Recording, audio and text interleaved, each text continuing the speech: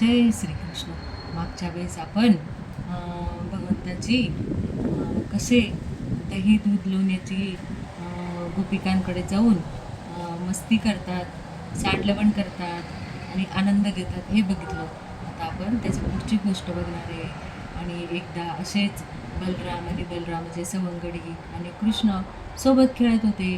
पण खेळता खेळता त्यांचं काहीतरी भांडण झालं आणि भांडण झाल्यामुळे सगळे मुलं एकीकडे आणि बालकृष्ण एकीकडे. आणि बलरामासोबत ते सगळे मुलं यशोदेकडे आले आणि यशोदेला म्हणाले की कृष्णाने माती खाल्ली, कृष्णाने माती खाल्ली. आणि मग कृष्ण यशोदा मातेला खूप वाईट वाटलं आणि म्हणून मग यशोदा माता कृष्णाजवळ आली आणि कृष्णाला म्हणाली की कृष्णा, दाखव तुझं तोंड उघडून, बघू तुझ्या तोंडात माती आहे का. तो अगदी केविलवानं एवढीशी रडकी मुद्रा करत सांगतो की माते, आई हे खोटंच बोलतात, दादा माझ्यावर चिडला आहे आणि म्हणून तो या सगळ्यांना घेऊन आला आहे. माझं खोटं खोटंच नाव सांगतात, मी नाही माते माती खाल्ली, खरंच नाही खाल्ली. आणि तो गयावया करून सांगतो. पण कृष्ण म्हणजे यशोदा माता सांगते की दाखव, बघू बरं तुझ्या मुखामध्ये काय दिसतंय, मला माती खाल्ली आहे का बघू. आणि जेव्हा भगवंत आ करतात तोंड उघडून, तेव्हा यशोदा मातेला त्याच्या मुखामध्ये संपूर्ण सृष्टी दिसते. मोठी मोठी पर्वत, डोंगर, दर्या, समुद्र, संपूर्ण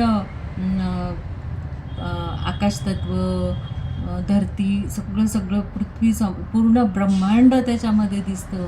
आणि पृथ्वी, आप, तेज, वायू, आकाश आणि ग्रह, तारे, नक्षत्र, सगळी देव देवता म्हणजे पूर्ण विश्वरूप त्या कृष्णाच्या मुखामध्ये दिसतं. आणि देवकी माता तर, आपल्या यशोदा माता तर थक्क होऊन जाते की हे मी काय बघते, स्वप्न बघते का असलियत आहे. आणि म्हणून ती बघते तर कृष्ण आ करून तिच्याकडे बघत असतो. आणि मग तेव्हा ती त्या बालकाला आपल्याजवळ घेते, पोटाशी घेते, त्याचा लाड करते आणि सगळं विसरून जाते. म्हणजे बघा, एवढ्या छोट्या वयामध्येच तिने आपल्या यशोदा मातेला दर्शन दिलं होतं. अशी यशोदा माता कोण होती माहिती आहे का तुम्हाला. यशोदा माता आणि नंदबाबा हे आदल्या जन्मात द्रोण हे नंदबाबाचं नाव होतं आणि धरा ही यशोदेचं नाव होतं. त्यांनी खूप तपश्चर्या केली, कितीतरी वर्ष त्यांनी तपश्चर्या केली, यज्ञ केले. आणि म्हणून भगवंत त्यांनी हेच वरदान मागितलं होतं की विष्णूचे बालरूप आम्हाला खेळवायचं आहे आणि तो बालरूपात येऊन आम्हाला त्याच्यासोबत खेळायचं आहे.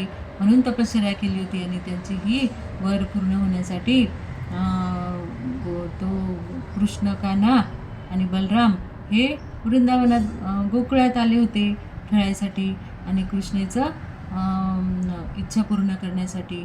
असे हे सुंदर सुंदर गोष्टी आपण रोज बघत जाऊ आणि कृष्णाला आपण नमस्कार करू. जय श्रीकृष्ण.